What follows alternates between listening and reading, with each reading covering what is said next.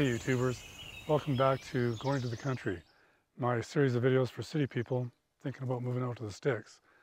In this episode, I go back to the Mountain Spirit Garden Estates and tour the property again with Dan, and he shows me some of the special work they did to maintain the natural drainage and hydrology on the property.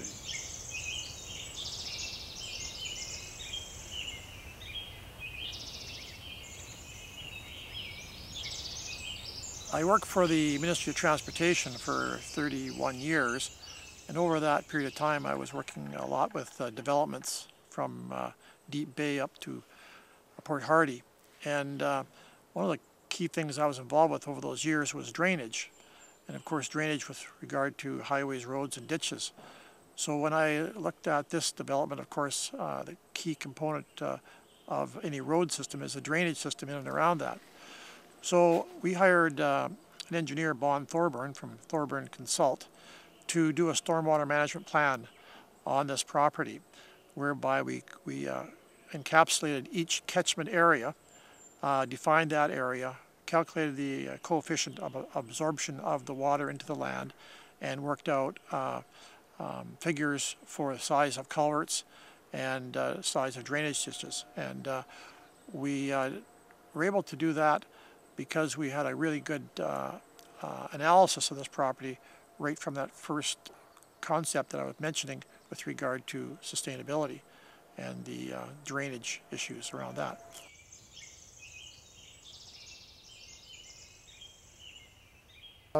Because when it rains here, all these little drainage courses fill right up, and so of course we had to work here in the rain sometimes, and that's how we discovered where the drainage was. Just you got to be here when it's raining and say, okay, that's where we're going to put the culvert, right there. You can see where it actually ran over before. Of the 3 drainage courses that come through the property, this drainage here comes up from the property above through this area, and we had to put a driveway here in. So we made sure we rocked around the inlet of the pipe, and then created a bit of a area here for water to build up, slow down, any of the silt that was in the water to settle out. And this was also an area where we were able to pick up some more drainage here and pull it into this drainage course.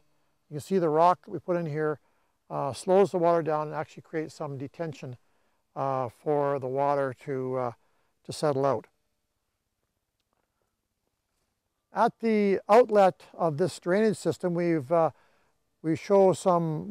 in the outlet, and as the grade here is increased a little bit, we wanted to put some rock weirs. About every 20 feet, we put a layer or a row of rocks that would slow the water down, let it settle out, and then it would flow to the next weir, etc., down the stream area. What that allows to happen is the sediments will settle out and it'll slow the water out so it doesn't cause erosion. When we do our stormwater management plan, we take into consideration road surfaces. In this case here on this subdivision, all the road surfaces remain gravel, and so when it rains, the actual runoff is absorbed into the land much better than, of course, if it was a pavement on the road. And we also spent a lot of money on vegetative hydroseeding of the right-of-ways, and that also stabilized the ditches, allowed the water to flow through with no siltation issues, and it also created a very beautiful green environment for this subdivision that fit right in so nicely with the trees, and I think it looks really good.